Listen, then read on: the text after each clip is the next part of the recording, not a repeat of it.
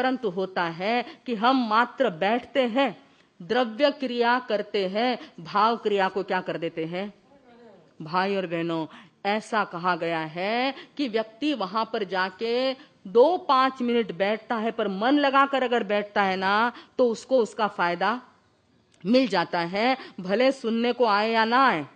कहते हैं एक कथा के अंदर एक बहरे बाबा आया करते थे, जिनको सुनाई कल अपने अंधे बाबा की देखी थी ना, आज कौन से बाबा याद आ गए इसमें लिखा हुआ था, तो मैंने कहा वही कथा आपको बताएं कि एक बहरे बाबा थे जिनको सुनाई नहीं देता था, एकदम जोर से बोलो तो सुनाई देता था, परंतु देखा कथावाचक ने कि रोज रोज बाबा जी आते हैं, सामने बैठते हैं और व्याख्यान होने पर चले जाते हैं। बड़ा आश्चर्य लगता, सब गांव वालों को मालूम था कि इस बाबा को सुनाई देता नहीं, फिर भी ये बाबा रोज यहाँ पर आता है। एक दिन कथा पूर्ण होने के बाद कथावाचक ने इशारे से उन बाबा जी को अपने पास बुलाया और कहा कि बाबा जी आपको सुनाई तो देता नहीं? बोले नहीं। बोले फिर भी आप आते हो? तो बोले हाँ। बोले हमको प्रश्न है कि जब आपको सुनाई देता नहीं, कथा में क्या गीत गाया, क्या श्लोक पढ़ा, क्या कथा कही है, आपके समझ में आता नहीं, तो फिर आपके आने का मतलब क्या है?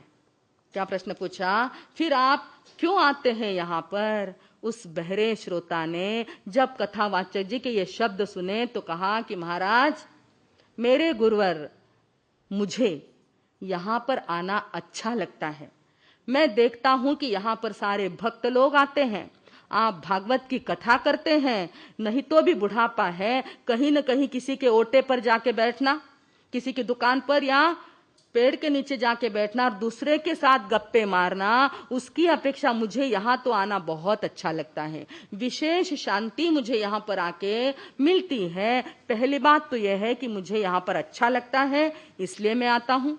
दूसरी बात ऐसी है, मैं घर में बड़ा हूँ और मैं आऊंगा तो मेरे पीछे मेरे घर वाले भी क्या होंगे, कभी न कभी यहाँ पर आए बिना नहीं रहेंगे। कहा गया है महाजनो येन गतः सपंथा, जहां पर बड़े जाते हैं उनके पीछे पीछे छोटे भी जाते हैं। बड़ा आदमी ही अगर बार बार वहां जाएगा तो घर की बहुओं को, बेटियों को, पोता पोतियों को लगेगा कि मेरे दादाजी रोज कहाँ जाते हैं, चलो मैं भी जाके देखूं।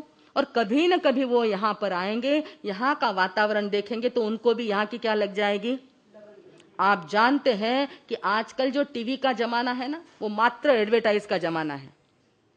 देखते हैं तो वही चीज मांगते हैं, एक बार भी देख लेता है तो बेटा क्या कहेगा, ऐसे ही कुरकुरे चाहिए, ऐसा ही ब्रश चाहिए, ऐसी पेस्ट चाहिए, ना जाने कितनी चीजों की एडवर्टाइज एक बार बच्चा देख लेता है तो बार बार उसकी मांग करता है। इस प्रकार मैं अगर यहाँ आता हूँ और वो एक बार भी यहाँ आ जाए तो बार बार यहाँ आने की भावना रखेंगे, इसलिए भी मैं क्या करता हूँ, यहाँ आने की कोशिश करता हूँ। और तीसरी बात ऐसी है, उस बहरे श्रोता ने कहा कि भले मुझे सुनाई नहीं देता, कोई बात नहीं, पर आपके मुख से जो शब्द निकलते हैं वो भगवान की भक्ति के पवित्र शब्द निकलते हैं, उन शब्दों का स्पर्श मेरे बदन को होता है। क्या कहा, वे सारे शब्द जो है वे मेरी काया को, मेरे शरीर को स्पर्श करते हैं, जिससे मेरी काया पवित्र बन जाती है। मुझे भले कानों को सुनाई नहीं देता, परंतु मेरा पूरा शरीर क्या करता है, उसको ग्रहण करता है। आजकल के साइंस ने इसको प्रूव कर दिया है कि इसके वाइब्रेशन काम करते हैं, शब्द तरंगों के वाइब्रेशन काम करते हैं, और ऐसे पवित्र वातावरण में बैठता हूं तो मेरे शरीर पर भी उसका प्रभाव पड़ता है। इसके लिए भी मैं यहां पर आने की कोशिश करता हूं। ऐसा कौन कह रहा है, वो बहरा श्रोता जिसे सुनाई नहीं देता, उसने भी अगर कथा में जाने का महात्म्य जाना है तो हमारे जैसे जिनको सुनाई देता है, दिखाई देता है, समझ में आता है, सन्नी पंचेंद्रिय की गति को हमने प्राप्त किया है, वीतराग का जैन धर्म अगर प्राप्त किया है और उसको भी लाभ लेने से हम वंचित रह जाए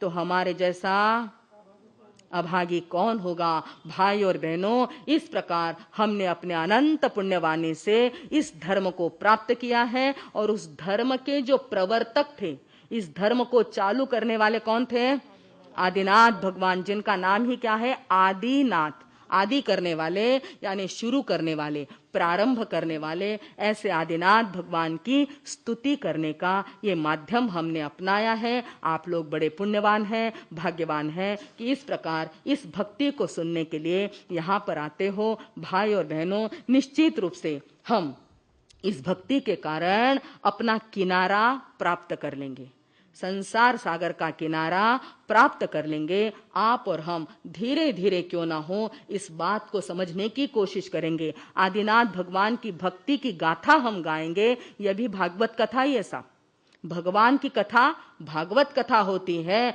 अपने यहाँ भी इस कथा का प्रारंभ हुआ है। आप जाकर के अपने घरों में अपने बच्चों को, अपने लड़कों को बताइए कि इस प्रकार भगवत कथा सुनने से असंख्य पुण्य का उपार्जन होता है, और उन लोगों को भी शामिल करें कि वे अपनी भक्ति कथा में रंग जाएं। भाई और बहनों, हम भी इस भागवत कथा में आज से और ज्यादा गहरे डूब रहे हैं। आगे चलकर भी एक एक गाथा में नया नया उदाहरण, नए दृष्टांत देकर के किस प्रकार भक्ति को वर्णित किया है, इसका आनंद अवसर आने पर ले लेंगे। आज के इस चौथी गाथा को भगवान आदिनाथ के चरणों में समर्पित करके अब मैं विराम लेती हूँ। ओम शांति।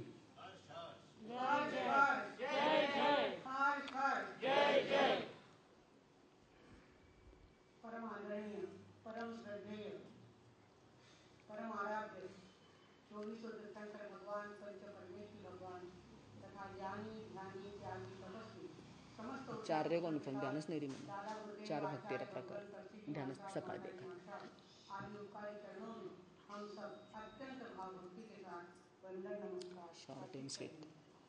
अन्य सहयोगी सखीमंडल, उपस्थित धर्मप्रेमी श्रद्धावान जिज्ञासु भाइयों तथा सुशील धर्म, हमारे मधुस्मिता जी का आग्रह था कि हम दिगंबरियों के जो 10 लक्षण हैं उनका भी यहाँ पर चिंतन करें और उसका भी हम विश्लेषण करें। दिगंबर लोग इन 10 दिनों में बहुत ज़्यादा साधना करते हैं, जहाँ तक बने पानी तक नहीं पीते 10 दिन तक जो करने वाले, और 12 बजे तक तो उनका पूजा पाठ ही चलता रहता है। वे सुनना चाहे तो भी सुन नहीं सकते, इतना पूजा पाठ उनका होता है। किंतु हमारा कर्तव्य है, हमारे जैन जिन सद्गुणों की साधना कर रहे हैं उनका ज्ञान हमारे श्रोताओं को भी हो। वे 10 लक्षण बताए गए हैं, तो 10 लक्षण में उनके यहाँ उत्तम शब्द आता है। उत्तम क्षमा, उत्तम नम्रता, उत्तम सरलता यानी रुजुता, और कल हमने देखा था उत्तम सत्य, और आज का विषय है उत्तम संयम।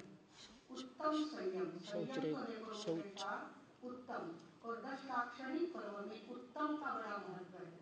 उत्तम का अर्थ होता है आत्माधिष्ठित, आत्मा को साक्षी में रखकर, आत्मा का एक अंक निकालकर उसके बाद आगे के शून्य निकालना, उसको उत्तम कहा गया है। और दिगंबरियों के अंदर इस उत्तम साधना की जो परंपरा चली आ रही है उसके अंदर वे उत्तम को महत्व देते हुए वस्त्र तक शरीर का छोड़ देते हैं और तीनों समय सामायिक करने के लिए बैठते हैं, और आत्मा का ध्यान करना उनके लिए बड़ा महत्वपूर्ण कार्य माना गया है। ऐसे उत्तम संयम को अगर आज हम देखना चाहे तो उसका उदाहरण हम ले सकते हैं कि हमको चारों तरफ माया ने घेरा हुआ है। 4 का 4, क्रोध, मान, माया और लोभ, और 5 इंद्रियां, श्रोत्रेंद्रिय, चक्षुरेंद्रिय, घ्राणेंद्रिय, रसनेंद्रिय और स्पर्शेंद्रिय। ये 5 इंद्रियां और 4 कषाय हमारे आजू बाजू में रास रच रही है, और हम किसी न किसी के वशीभूत होकर के अपने अनमोल मनुष्य जीवन को यूं ही खर्च कर रहे हैं।